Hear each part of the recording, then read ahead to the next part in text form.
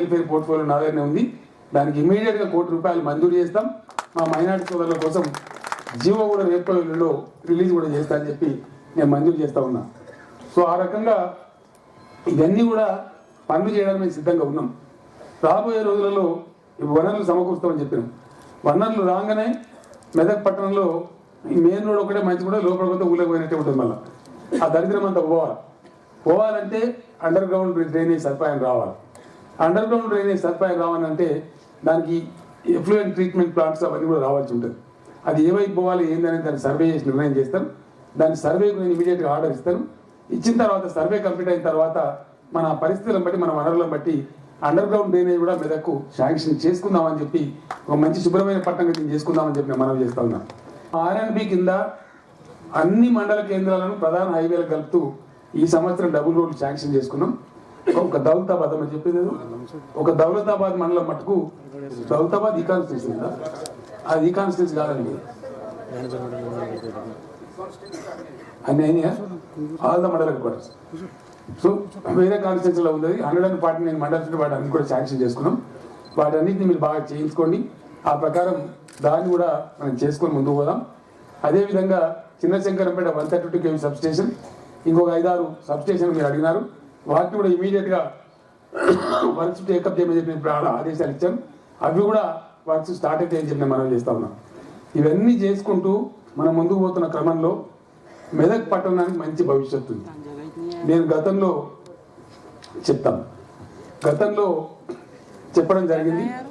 నేను ఎప్పుడో సిద్దిపేటలో ఎమ్మెల్యే ఉన్నప్పుడు అక్కడ ఒక రింగ్ రోడ్ చేయించింది. ఇంత చిన్న పట్టణానికి రింగ్ రోడ్ ఎందుకండి అని ఆ రోజు అర్థం కావాలని కొంతమంది అన్నారు. But today the people of Siddipet are enjoying that ring road. చాలా ఉపయోగపడతా ఉంది. భవిష్యత్తు అవసరాలను దృష్టిలో పెట్టుకుంటే రింగ్ రోడ్లు మనం తయారు చేసుకున్నట్టయితే దానికి వచ్చేటువంటి ఆస్కారం ఉంటుంది. పద్మా దేవేంద్ర రెడ్డి గారు నాకు జ్ఞాపకం చేస్తూ ఉన్నారు. కానీ ఈ సంవత్సరం దాన్ని శాంక్షన్ చెయ్యను. నెక్స్ట్ ఇయర్ గ్యారంటీగా ఇక బడ్జెట్ మనం లేని చెప్పి అబద్ధం చెప్పడం కరెక్ట్ కాదు. ఈ ఇయర్ అంతా 2-3 నెలలే ఉంది మన బడ్జెట్ ఇయర్ కూడా. నెక్స్ట్ ఫైనాన్షియల్ ఇయర్లో తప్పకుండా మెదక్ పట్టణానికి రింగ్ రోడ్ కూడా నేను శాంక్షన్ చేయిస్తాను, మీకు హామీ ఇస్తా ఉన్నాను. మంచి పద్ధతులు నాకు ఎంత ఖర్చు అయినా సరే దాన్ని కూడా చేయిస్తాను. వీటన్నిటిని మించి మెదక్ పట్టణ ప్రజలు, మెదక్ ప్రాంత ప్రజలు చాలా చిరకాలం నుంచి కోరుకుంటున్నటువంటి కోరిక మా మెదక్ జిల్లా కేంద్రం కావాలి. నేను మనవి చేస్తా ఉన్నా, మీ కేంద్రం కావాలని కోరిక ఉంది. 100% అది న్యాయమైన కోరిక, దాని ఏం తప్పులేదు. నేను ఒక వెలితిలాగా ఉంది మనకు. జిల్లానే మెదక్ పేరు ఉంటుంది, హెడ్ క్వార్టర్ సంగారెడ్డి ఉంటుంది. అది ఉటకేసి సరిగ్గా లేదు. అది మేము కూడా ఎప్పుడు అనుకునేది. కానీ ఇప్పుడు మనకి ఏమైందంటే, మీకు చాలా సింపుల్గా చెప్తారు, అదేం పెద్ద బ్రహ్మ పదార్థం కాదు. ఎవరో కొంతమంది జెండా పట్టుకుని అంటే ధర్నా చేస్తూ ఉంటారు. ఈ మధ్య పోటీ ఎక్కువ. ఏదైనా చెప్తే బాధ్యతను చెప్పాలి, ఏదైనా చేసినా కూడా బాధ్యతను చెయ్యాలి.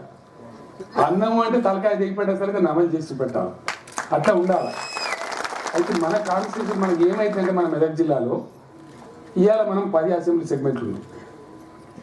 డీలిమిటేషన్లో నెక్స్ట్ ఎలక్షన్ వరకు మనకు ఒక 3 కాన్స్టిట్యూన్సీలు పెరుగుతున్నాయి. మనకు 13 నియోజకవర్గాలు అవుతున్నాయి మనకు.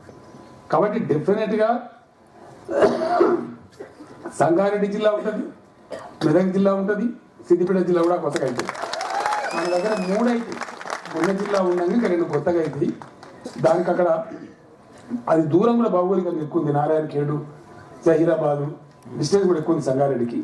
కాబట్టి కొన్ని పార్ట్స్ ఆందోళన నుంచి కొన్ని అటు కొన్ని ఇటు చేసుకొని కూడా బ్రహ్మాండంగా మెదక్ సెంటర్లో మంచిగా గుండెతాన్ని క్లోజ్ బ్యూటిఫుల్ డిస్ట్రిక్ట్ కూడా అవుతుంది. అంతా కావాలంటే జిల్లా కేంద్రం మీరు చేయాలంటే మెదక్ పట్టణంలో ఉన్న కౌన్సిలర్ మిత్రులు, ఇక్కడ చైర్మన్ గారు, ఇక్కడ ఉన్నటువంటి కమిషనర్ గారు, మున్సిపల్ అధికారులు, మీరు ఆ ఫేస్ లిఫ్ట్ దీన్ని తీసుకొని రావాలి. ఇది జిల్లా కేంద్రం కావడానికి కాబిల్ పట్టణం అనే పేరు మీరు తీసుకొని రావాలంటే మీరు నేను చెప్పినట్టు దయచేసి చెట్లు పెంచాలి, బాగా మంచి రోడ్లు చేయించాలా, అండర్ గ్రౌండ్ ఇన్స్టాల్ చేసుకోబోతా ఉన్నాం. ఇప్పుడే ఎలక్ట్రిసిటీ డిపార్ట్మెంట్ వాళ్ళు చెప్పినారు, వాళ్ళు పాత లైన్ అంతా తీసేసుకుంటూ కొత్త లైన్ ఇస్తామని చెప్తున్నారు. అవన్నీ జరుగుతూ ఉన్నాయి. మీరు మున్సిపల్ సమావేశం, నేను నెక్స్ట్ టైం వచ్చిన మున్సిపాలిటీ కూడా సపరేట్గా వస్తాను. నేను కూర్చుందాం, మనం అక్కడ కాసేపు కూర్చుందాం. నెక్స్ట్ టైం వస్తే ఒక హాఫ్ డే టైం పెట్టుకొని వస్తే నేను స్టేట్ మున్సిపాలిటీ పోయి ఒక 1 అవర్ అది రివ్యూ చేసుకొని అనాక మనం బయట పనులు చేసుకుందాం. ఆ రకంగా మనం ముందుకు పోదామని చెప్పి మనవి చేస్తా ఉన్నాం.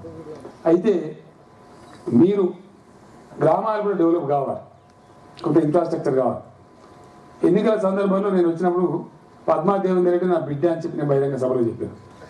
ఆ మాటకు నేను కట్టుబడి ఉన్నా. మరి ఇది నా బిడ్డ కాన్స్టిట్యూన్సీ కాబట్టి, నీవు ఆ కాన్స్టిట్యూన్సీ చెందినటువంటి ప్రజాప్రతినిధులు కాబట్టి డెఫినెట్గా మీ గ్రామాలు బాగు చేసుకోవడానికి ప్రతి గ్రామానికి 15 లక్షల రూపాయలు నేను రైట్ నౌ శాంక్షన్ చేస్తా ఉన్నా. అది ఏం పనులు చేయాలనేది మీరే నిర్ణయించండి. దానికి కూడా నేను పంచాయతీరాజ్ అధికారులు కోరుతా ఉన్నా, దయచేసి అది 2, 3 బిట్లు చేసి నామినేషన్ నేను వేయను తప్ప మళ్ళీ దానికి టెండర్ పెట్టి వాడు కూడా ఇంకొక కాంట్రాక్టర్ తెచ్చి వాడు చేసేది లేదు, సచ్చేది లేదు, వాడు ఇన్ఫీరియర్ క్వాలిటీ చేస్తాడు. ఎవ్వరు ఊరు పని వాళ్ళు అయితే వాళ్ళు శ్రద్ధపడి చేసుకుంటారు, మంచిగా చేసుకుంటారు, క్యూరింగ్ మంచిగా చేసుకుంటారు, వాళ్ళ గ్రామం పని. కాబట్టి 15 lakhs ఈచ్ విలేజ్ కు మనం శాంక్షన్ చేసుకుందాం, కొన్ని మినిమం వర్క్ చేసుకోవడం కోసం. साजिश के पीछे इंडिया है और आज ये मगरमच्छ के आंसू बहाने वाला मोदी, नवाज शरीफ को खून करने वाला, ये असल मुजरिम